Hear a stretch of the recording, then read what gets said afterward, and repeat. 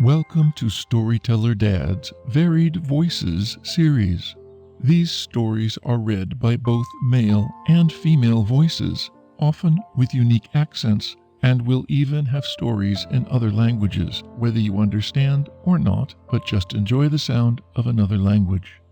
Each story is created with its own unique ambient sounds, often mixed with pink noise to help you fall asleep faster and more peacefully and have a good night's rest or a good nap. Please don't neglect to subscribe and turn on notifications. We're adding stories all the time. Here's today's story.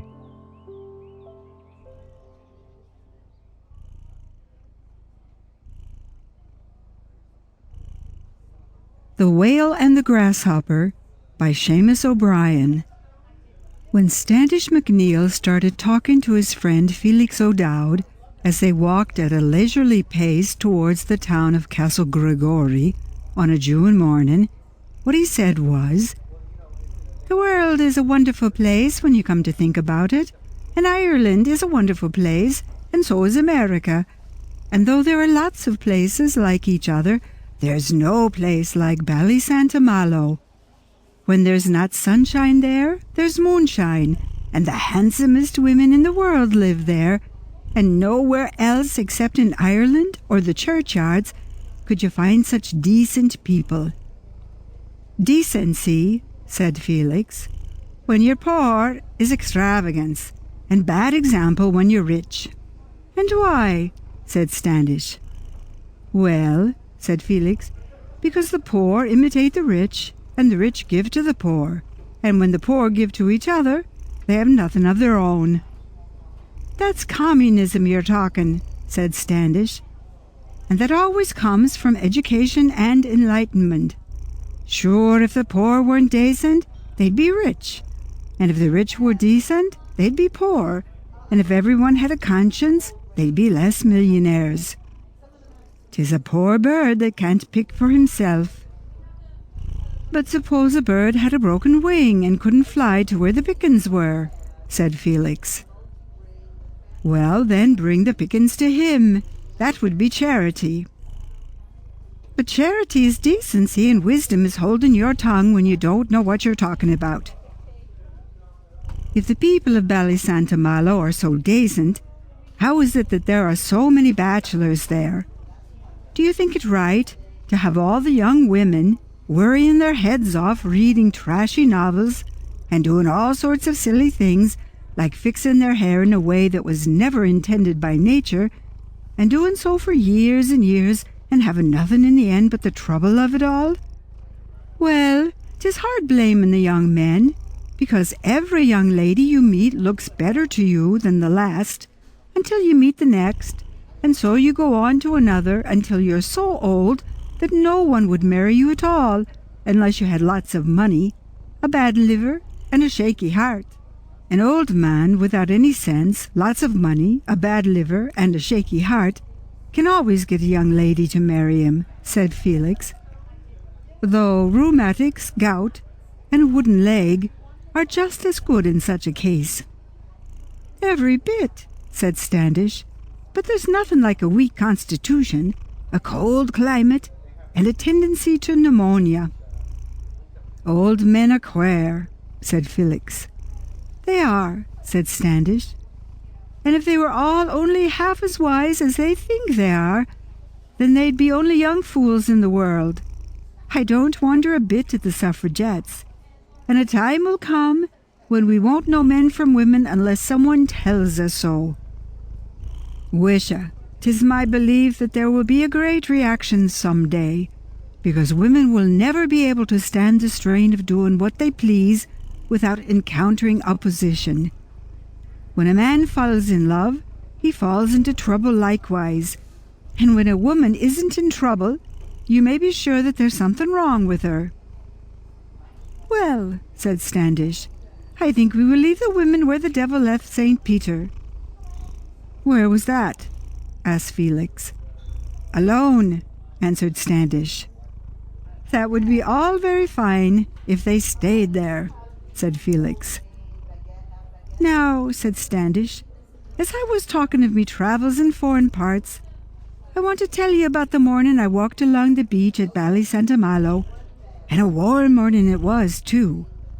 So I says to myself, Standish McNeil, says I, what kind of a fool of a man are you? Why don't you take a swim for yourself?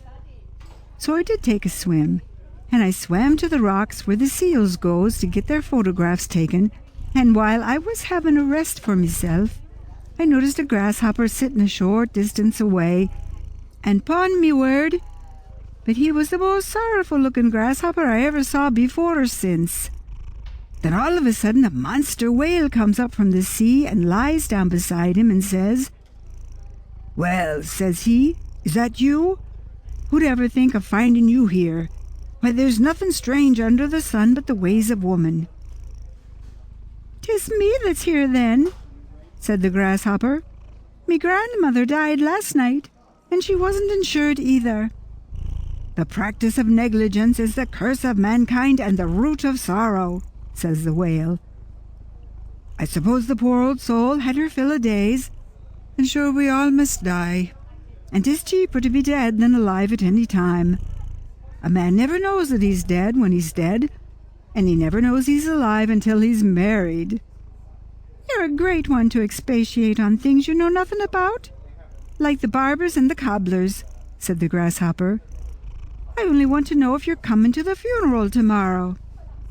"I'm sorry I can't," says the whale. "Me grandfather's getting married for the 10th time, and as I was in China on the last few occasions, I must pay me respects by being present at tomorrow's festivities," says he. "I'm sorry you can't come," says the grasshopper, "because you are heartily welcome, and you'd add prestige to the ceremony besides." "I know that," says the whale, "but America doesn't care much about ceremony." "Who told you that?" says the grasshopper. "Haven't I me eyesight, and don't I read the newspapers?" says the whale. "You mustn't read the society columns then," says the grasshopper. "Wisha, for the love of St. Crispin," says the whale, "have they society columns in the American newspapers?" "Indeed they have," says the grasshopper, "and they oftentimes devote a few columns to other matters when the dressmakers don't be busy. America is a strange country, surely, a wonderful country, not to say a word about the length and breadth of it.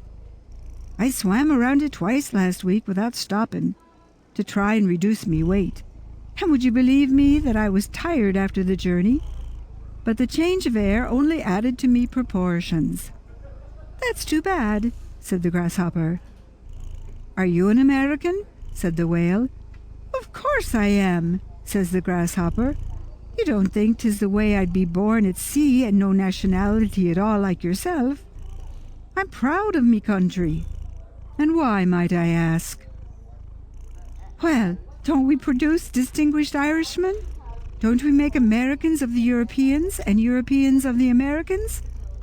Think of all the connoisseurs who wouldn't buy a work of art in their own country when they could go to Europe and pay 10 times its value for the pot boilers that does be turned out in the studios of Paris and London." "There's nothing like home industry," says the whale. "In a foreign country, I mean.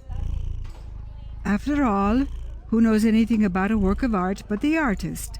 And very little he knows about it either. A work of art is like a flower. It grows, it happens, that's all. And unless you charge the devil's own price for it, people will think you are cheating them."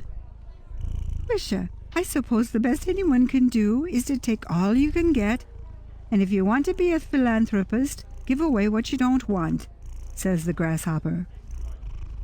"All worth missing I catches," says the whale, "and all worth catching I misses, like the fisherwoman who missed the fish and caught a crab.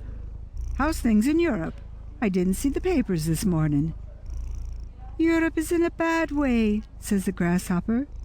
"She was preaching civilization for centuries so that she might be prepared when war came to annihilate herself." "It looks that way to me," says the whale. "Is there anything else worthwhile going on in the world?" "There's the Irish question," says the grasshopper. Where's that Ireland is? Says the whale. Isn't that an island to the west of England? No, says the grasshopper, but England is an island to the east of Ireland. Whisha, says the whale. It gives me indigestion to hear people talking about Ireland. Sure, I nearly swallowed it up by mistake when I was on a holiday in the Atlantic last year, and I'm sorry now that I didn't. And I'm sorry that you didn't try, says the grasshopper. Then you'd know something about indigestion. The less you have to say about Ireland, the less you'll have to be sorry for. Remember that me father came from Cork. Can't I say what I like? Says the whale. You can think what you like, says the grasshopper, but say what other people like if you want to be a good politician. There's nothing so much abused as politics, says the whale. Except politicians, says the grasshopper. Only for the Irish, there'd be no one bothering about poetry and the drama today. Only for fools, there'd be no wise people. And only for sprats, hake and mackerel, there'd be no whales, and a good job that would be too. What's that you're saying? Says the whale very sharply. Don't have me to lose me temper with you, says the grasshopper. Whisha, bad luck to your impudence and bad manners, you insignificant little spalpeen. How dare you insult your superiors, says the whale. Who's me superior, says the grasshopper. You, is it? Yes, me then, says the whale. Another word from you, says the whale, and I'll put you where Napoleon put the oysters. Well, says the grasshopper, there's no doubt but vanity, ignorance, and ambition are three wonderful things, and you have them all.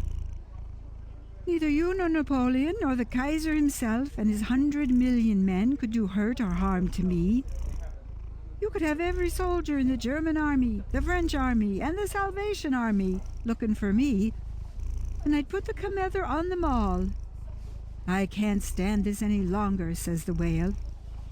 And then and there he hits the rock a whack of his tail, and when I went to look for the grasshopper, there he was sitting on the whale's nose as happy and contented as if nothing happened.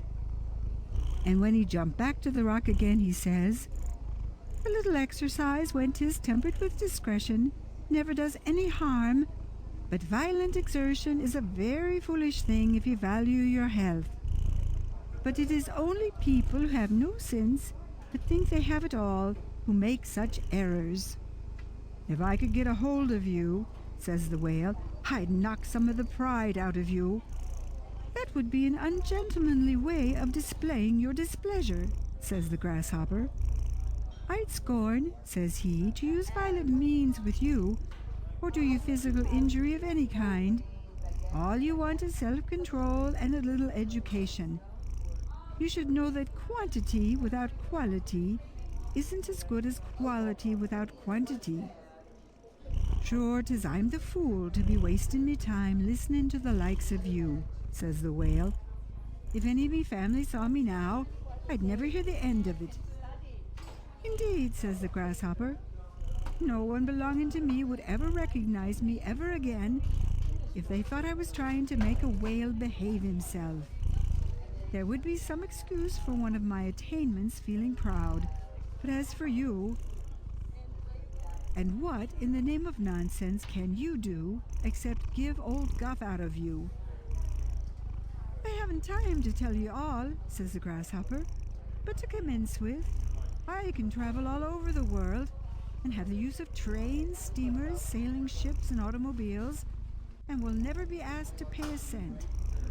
And I can live on dry land all my life if I choose, while you can't live underwater or over water, on land or on sea. And while all the king's horses and all the king's men couldn't catch me if they were trying till the crack of doom, you could be caught be a few poor, harmless sailors who wouldn't know a crow from a cormorant, and who'd sell your carcass to make oil for foolish wives to burn and write letters to other people's husbands and fill the world with trouble. And what about all the whalebone we supplies for ladies' corsets and paper knives? And what about all the store